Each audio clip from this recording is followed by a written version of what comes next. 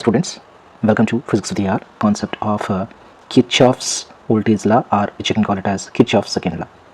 It is a standard definition. It states that algebraic sum of potential difference of all components and source of EMF is equals to 0.